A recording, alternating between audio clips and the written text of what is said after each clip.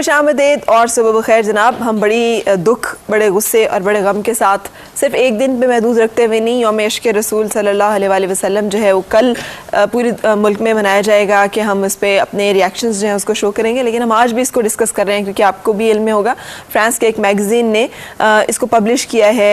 रसूल पाक सल्लल्लाहु अलैहि वसल्लम के खाकों को एक ऐसे पॉइंट पर, तस्वीरों को जो कि ऑब्जेक्शनेबल हैं, इसी तरह से काबिल एतराज़ हैं जिस तरह से फिल्म है, एक ऐसे पॉइंट पर जबकि ऑलरेडी पूरी आलम इस्लाम में एहतजाज हो रहा है, जबकि पहले उन्हें पता चल गया है कि इस पर मुसलमान जो हैं वो रिएक्ट कर रहे हैं और इस मामले को आसानी से कबूल करने के लिए तैयार नहीं है। सिर्फ आज़ादी राय के नाम पर वो इस तरह के किसी भी मामले के ऊपर सरेंडर नहीं करेंगे। लेकिन उसके बावजूद ये अटैम्प्ट जो है ये मज़ीद जलती पे तेल का काम करने वाली बात है जो कि की जा रही है। लेकिन हम जो डिस्कस कर रहे हैं अभी डॉक्टर सदाकत के साथ, जो कि CEO हैं विलिंग बेस के, और उसके साथ साथ बड़े अच्छे एडिक्शन साइकेट्रिस्ट भी हैं, बहुत सारे आपके साथ काउंसलिंग के प्रोग्राम्स जो हैं वो करते रहे। आज हम इस सारी सिचुएशन का एक तरह से साइकोलॉजिकल एनालिसिस करने की कोशिश करेंगे कि ये एक नफ्सियाती हरबाई है ना, कि जिसके नतीजे में गम, गुस्सा, जज्बात को हर्ट करना, तैश दिलाना, तकलीफ पहुंचाना, इस तरह की चीज़ें जो हैं उन्हें इंस्टिगेट किया जा रहा है और उसके नतीजे में क्या हासिल करने की कोशिश की जा रही है और फिर हमें इस तरह की चीज़ों पे किस तरह से रिएक्ट करना चाहिए और जो हम रिएक्ट कर रहे हैं उसमें क्या क्या गलतियाँ और कोताहियाँ और खामियाँ हैं,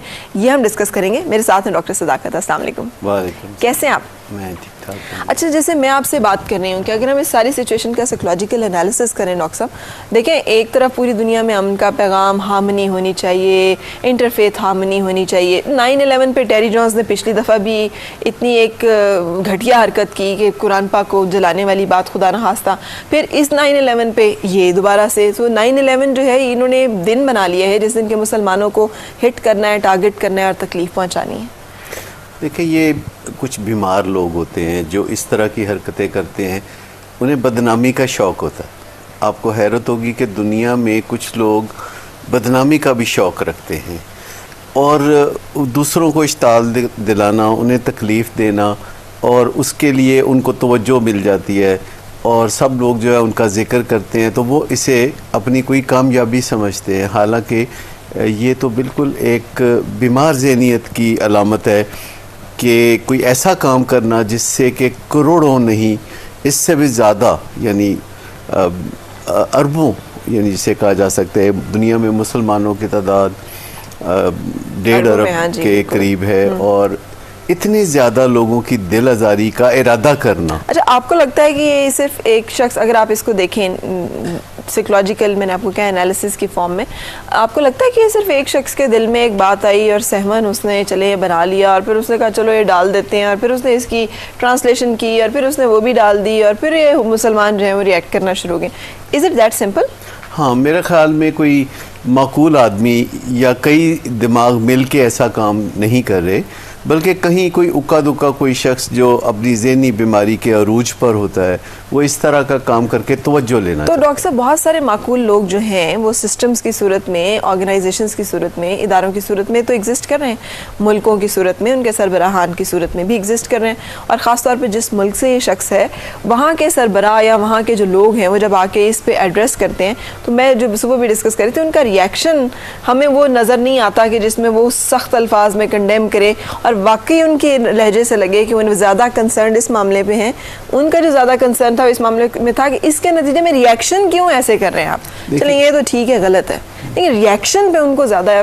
तकलीफ थी कि ये नहीं होना चाहिए। देखिए, रिएक्शन जो है अवामी सतह पर उस वक्त होता है जबकि हुकूमती सतह पर कोई रिएक्शन नहीं होता। दुनिया में सबसे पहले अवामी सतह पर इस मसले के ख़िलाफ़ जो है एहतजाज किया गया तो हुकूमतों ने अशकशुई की कोशिशें शुरू कर दी। अगर हुकूमतें पहले इस बारे में संजीदा होती, सबसे पहले अमेरिका की हुकूमत संजीदा होती जो बहुत हसास मामलात में उलझी हुई है तमाम दुनिया में, ख़ुसूसन मुसलमानों के साथ, तो अगर वो इतनी जंगो जदल में पड़े हुए हैं और इतनी कोशिशें कर रहे हैं कि कोई मसला अमन की तरफ चला जाए, तो क्या उनको अकल नहीं है? उनको छोटे छोटे ये मामलात नज़र नहीं आते जो दिल आज़ारी करते हैं? तो क्या ऐसे लोगों के लिए, और अमेरिका में तो कानून मौजूद है, देखिए अमेरिका में कानून मौजूद है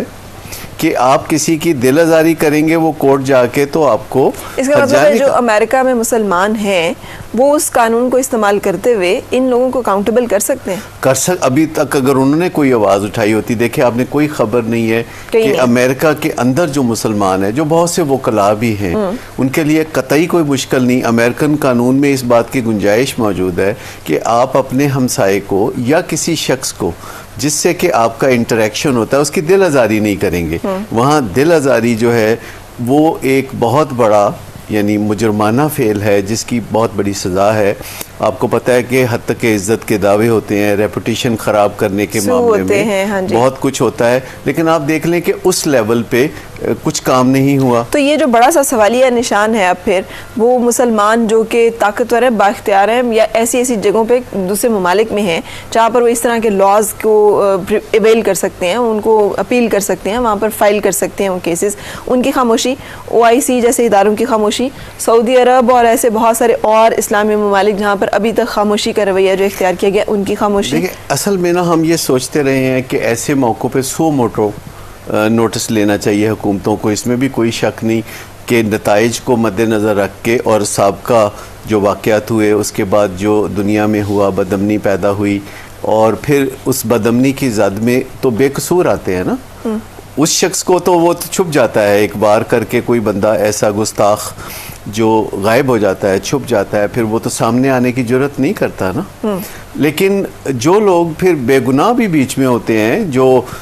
कोलैटरल डैमेज जिसको हम कहते हैं कि लोग अपने घरों से निकल के किसी काम पे जा रहे हैं और कहीं कोई एहतजाज हो रहा है और फिर अपनी ही पुलिस अपने ही लोगों पर अगर गोली चलाती है या आंसू गैस फेंकती है, तो इससे उस बंदे को तो कोई फ़र्क नहीं पड़ता कि जो शरारत करके तो गायब हो गया। तो एक होता है एहतजाज के बड़े मुनासिब तरीके मौजूद होते हैं जो इफ़ेक्टिव भी होते हैं, क्योंकि अगर हमारा तरीका इफ़ेक्टिव नहीं है और हम दीवार से सर फोड़ रहे हैं तो फिर ऐसा तो करने की ज़रूरत नहीं, लेकिन इफ़ेक्टिव तरीका होना चाहिए। मिसाल के तौर पर मुझे बताएं, इफ़ेक्टिव तरीका ये था कि YouTube को लोग ईमेल करते, जो YouTube के